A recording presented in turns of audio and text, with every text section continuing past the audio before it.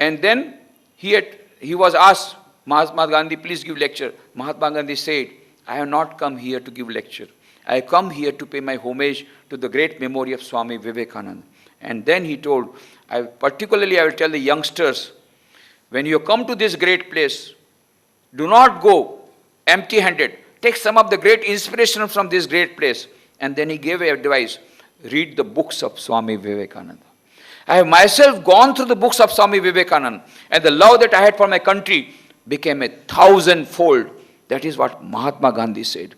And Pandit Jawaharlal Nehru said, I do not know how many of the younger generations read the books of Swami Vivekananda. But in our own times, hardly there was a young person who was not inspired by the books of Swami Vivekananda. That is what Pandit Jawaharlal Nehru says. All our great patriots, all our great social reformers, all our great patriots, all our revolutionists, all of them, they got the inspiration from the books of Swami Vivekananda. And Swami Vivekananda in 1897 had put this dream,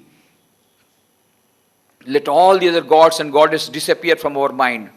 The only God that is awake, that is the great motherland of ours. For next 50 years, this alone shall be our God, this motherland of ours. Forget all our gods and goddesses. And what a strange coincidence. And he also said, he was a visionary, he said, within 50 years, India shall be independent from foreign rule. Within 50 years, India shall be independent from foreign rule, and that also in extraordinary circumstances without waging a war. Nobody ever imagined that any country could get independence without waging a war, because Mahatma Gandhi came only in 1915 from South Africa and started a non-cooperation movement. But in 1897, Swamiji predicted India will become independent within 50 years. Exactly after 50 years, India became independent. And that also an unusual way, as Swamiji had predicted. Whatever Swamiji predicted, that all has come true. Except one thing, Swamiji said, India shall conquer the whole world by spiritual culture. That is also slowly taking place. Everywhere yoga and meditation is very much welcome. The Indian spiritual culture, the fourth wave of management has come. So Suresh Panditji has worked for bringing about this Indian ethos. He, along with N.H. Atreya and others, have been working very hard for the last few years for popularizing this wave of Indian ethos. In the field of management, the first wave was the British style of management, second was the American style of management, third wave was the Japanese style of management, and now the fourth wave is coming based on Indian spiritual culture, Indian ethos, based on Indian ethos, the holistic style of management. Gradually it is sweeping over, because now people are under stress and the Western models of stress management are not working. So that is why they are coming. And this practical Vedanta, the message of practical Vedanta given by Swami Vivekananda, is now so very relevant. And M.V. Kamath, the former editor of Illustrated Weekly, he says, when I went through the books of Swami Vivekananda, I was bewildered. I was bewildered by the wisdom of Swami Vivekananda. He was talking like a management guru of the 21st century. Swami Vivekananda, he says, when he read the books of Swami Vivekananda, I was surprised that Swami Vivekananda was talking like a management guru of the 21st century.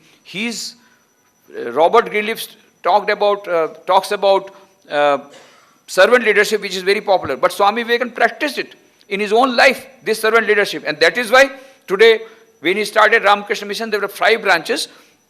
Because of the servant leadership that he practiced, what did he do? He did not become the first president of the Ramakrishna Mission. No power and position. He made Swami Brahmanand, his brother disciple, the first president of Ramakrishna Mission. He did not take any power and position. And that is why he said, I do not want name and fame. I want only that my message spread. And that is why, because he practiced servant leadership, that is why today, when he passed away on 4th July 1902, at the age of 39 years, there were only 5 centers of Ramakrishna Mission. Today, there are 173 branches all over the world, 40 abroad, 134 in India, and 1,000 centers waiting for affiliation. In Gujarat, there are 4 centers, Limdi, Porbandar, Rajkot and Vadodara, and many activities have been carried out. You will get the brochure from the bookstall downstairs. And one of the activities now, the immediate activity will be an international youth conference. That also details you can get.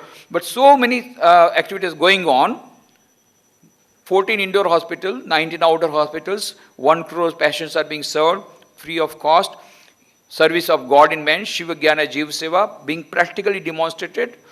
And 6,000 education institutions, 6 lakh students studying there. and rural and tribal development projects, so much of disaster relief. Already our relief work started. From the very day, first day, we start our relief work. In Uttarakhand also, the relief work is going on. Anywhere there is any disaster, we immediately start relief work. Why? Because Swami Vivekananda is the great leader who told, serve God in man. That is the best worship for the modern man, for the modern age. And that is why he put that model of Ramakrishna Mission. So because he practiced servant leadership, that is why this is the expansion of Ramakrishna Mission. So Swami Vivekananda has demonstrated through his own life all these principles that he talked about. And even today, so many are getting inspired by the message of Swami Vivekananda. Many from all fields. On 20th January, a girl came to Baroda. So many people come to Baroda because Swamiji stayed there. There are only 11 places in the whole world where Swami Vivekananda stayed and been converted to memorials. 3 in America, South Pasadena House where Swamiji stayed, and then Thousand Island Park where Swamiji gave his inspired talks, and 3rd is Ridgely Manor. 8 in India, his birthplace in Calcutta, Kanyakumari where he meditated for 3 days at that rock, Chennai, Madras, that is Vivekananda Illam, Ice House, Khetri, Maharaja his descendants gave the palace in which Swamiji stayed in Khetri in Rajasthan, and 1 in Belgaum, the forest bungalow where he stayed has been converted to memorial, and 3 in Gujarat. Limdi, the palace where Swamiji stayed, has been given by the descendants of the Limdi Maharaja Yashwant Singh Ji to Ramakrishna Mission for converting memorial. The Bhojeshwar bungalow in Porbandar was handed over by the government of Gujarat to Ramakrishna Mission on 12 January 1997, and 2005, 18th April, we got the bungalow Baroda. So 3 memorials in Gujarat. 4th may come up in Ahmedabad, but I want to keep my fingers crossed. At present, I will not make any announcement, but we are trying our hard to have a memorial in Ahmedabad also. So so many people are coming to meditate in that room in which Swamiji stayed. One girl came on 23rd January this year, and then she liked so much, then I gave her some books on Swami Vivekananda. Then she took lunch with us. Then I was surprised to get her story. Why she had come? Because she was trying to inspire the other people to go for mountaineering. And what was doing? She was a national champion on basketball. National champion of basketball. 2 years back, she was traveling from Lucknow to Delhi for appearing in an examination. Night, some dacoits came. They started snatching things from the passengers. All of them gave. But this girl, only 23 years old, she was so bold. She said, I will not give my chain. And then the dacoits, they thought, seeing the courage of this girl, many others will get courage. And then we will have to give back the thugs. So what did they do? They just opened the gate, train was moving at fast speed. They took her and threw out of the moving train. And there was another moving train which was going. So she collided with that. She got injured from the head. And then she fell down. Her one leg was fully cut. And she was screaming whole night. And what happened? The trains were coming overhead. 50 trains went over her head all night. Nobody came to help. Morning, some villagers came, took her to hospital. Somehow she survived. Now she can't play basketball. She said, okay, I can't play basketball. I will take revenge with these dacoits. I will show to them I am not going to be cowed down. And she determined on that deathbed, I will go to Mount Everest with one leg. And 20th May this year, he really climbed the Mount Everest with one leg. He created the world history. When he was going for climbing, when he was base camp, every time he was in constant touch with me, and I gave her a photograph of Swami Vivekananda to be put into the mountain. And he said that I put a photograph not only of Swami Vivekananda, but also along with Sri Ramakrishna Sharda Devi. There's a photograph showing all the three, Ramakrishna, Swami Vivekananda, Sharda Devi. This photograph she has placed along with the Indian flag in the Mount Everest. Already they have reached. So many people are getting inspired. Not that she was before Swamiji's reading Swamiji's books also she was a great lady. Because she had already fought with the dacoits. But after reading the books of Swamiji, she got more spirit, she got more courage. Because when she was sick, she read the books of Swami Vivekananda. She told me, Swamiji, आपने किताब दिया, बहुत अच्छा किताब है. उससे हमको बहुत power मिलता है. She was in constant touch. So many are getting. A few years back, one girl became a topper in IS examination. That is the most toughest examination. And she was asked, you appeared for the first time and you became a topper. Didn't you feel sometimes some nervousness? She said, yes. I used to feel nervousness. For the first time I'm appearing IS exam, so I used to feel nervous. But I had a remedy. Whenever I used to feel nervousness, I used to keep a book of Swami Vivekananda. Whenever nervousness comes, I will read a few sentences of Swami Vivekananda and I got fully surcharged. And that is how I got topped the IS examination. So students are getting inspired by the books of Swami Vivekananda. The first lady taxi driver of India, do you know her name? That is Jasbir Ahuja. When she started in taxi, first lady taxi driver, and she was asked by the journalist, don't you feel diffident? People are criticizing you, and don't you feel nervous? She said, yes, I feel sometimes nervous, because I had to do it, because my husband was hospitalized, we had no money, so I learned driving, and I started taxi, because taxi is lying idle. So I started driving the vehicle because I have to give the medical expenses of my husband. I had no other alternative. But people used to criticize me and I used to become very nervous. But whenever I used to become nervous, what I did, that I made one sentence of Swami Vivekananda, put it on my house. In a big letters I have written down, arise, awake and stop not till the goal is reached. And so whenever I will get nervousness, I will read that sentence, again I got charged up, and again I roused, and again started driving the taxi. So this is how so many ways, so many people from various stratas are getting inspired by the message of Swami Vivekananda. Various ways we do not know, so many of them. I have many stories to tell, but I will not go much into detail. We are coming to the end of the time. When I was traveling with Dr. Kalam, when he came to Porbandar, that time he had not become president. On 13th February 2002, he inaugurated one of the 81 school buildings that we had constructed of relief work. That time he had not yet become president. So we were traveling from Rajkot to Porbandar by car.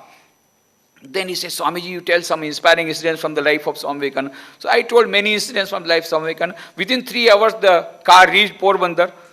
Then he went and meditated in the room in which Swamiji had stayed.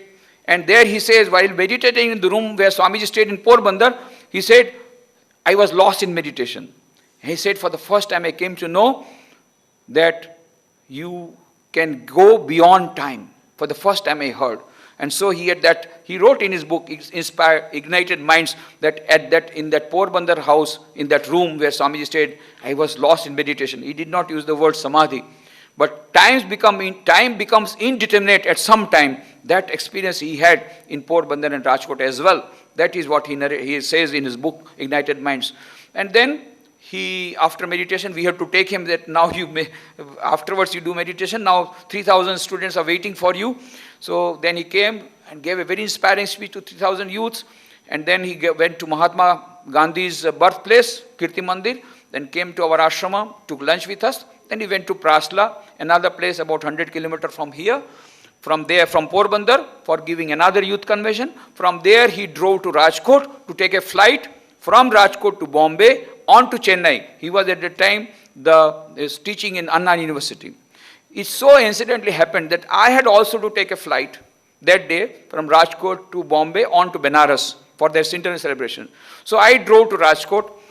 And I was sitting in the aircraft and Dr. Kalam came last. He's a VIP, he came last. Seeing me in the aircraft, Swamiji, you are going by the same flight.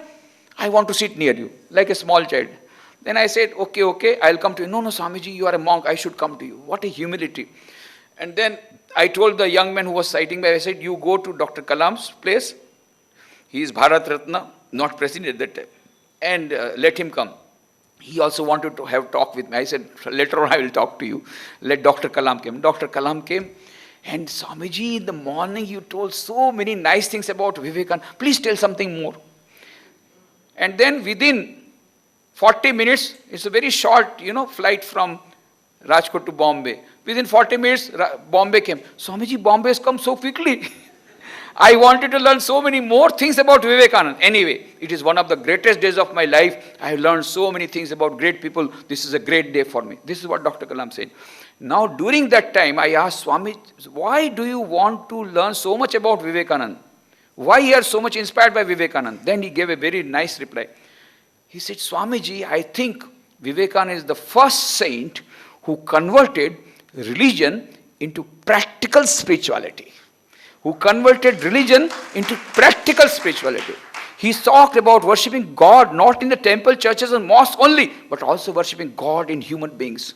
That is what Swamiji wrote to his brother disciples. So far you had heard the words, Matru Devo Bhava, Pitru Devo Bhava, Acharya Devo Bhava, Atithi Devo Bhava. I am giving you some additional mantras.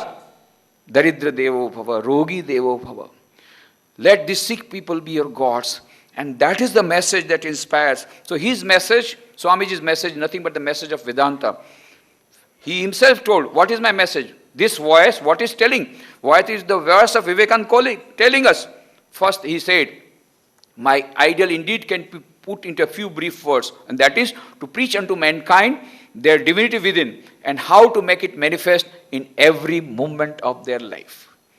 While living in the world, while working in the offices, while working in the companies, while working in the kitchen, while doing all these things, remaining as a householder, without taking up the monastic life, without going to forest, without going to mountains, Himalayas, can we practice spirituality? Swamiji said, yes, you can. You can manifest the divinity. And showed beautiful, he brought the nectar of Vedanta, where he says, ye the children of immortal bliss, holy and perfect beings, ye divinity is not sinners, it is a sin to call a man so. It is a standing label on human nature. Come up, O lions, and shake off the delusion that you are sheep. Your soul is immortal, spirits free, blessed and eternal. Ye are not better, ye are not bodies. Matter is a servant, not ye the servant of matter. That is the voice of Vivekananda. Today even calling us, don't be worried, everybody is under tension. Don't be under tension. You are all lions. You have got infinite power within you. Each soul is potentially divine. The goal of human life is to manifest this divinity within by controlling nature, external and internal. Do this either by work or worship or psychic control or philosophy, by one or more or all of these, and be free. This is the whole of religion. Doctrines, dogmas, rituals, worships, temples, churches, mosques are but secondary details. That is the message of Swami Vivekananda. That is the voice of Vivekananda telling us to go for harmony of religions, telling us to go for worship of God in man. Worship, he says, we worship that God who by ignorant is called man. We worship that God who by the ignorant is called man. It is not man, it is divine. See the divinity in others, see the divinity in the poor, in the sick, worship them, a new type of worship for the modern age. And if we want to get peace of mind, if we want to come out of our stress, everybody is under stress. Stress management becomes very important. Here is the point. Here is the message of Swamiji, of Vedanta, the nectar of Vedanta. There is divinity within. Try to manifest the divinity within. And very simple methods, 4 yogas. Raj Yoga, Bhakti Yoga, Karma Yoga and Gyan Yoga. Combine all the 4 yogas in daily life. Just 1 minute of meditation. Morning.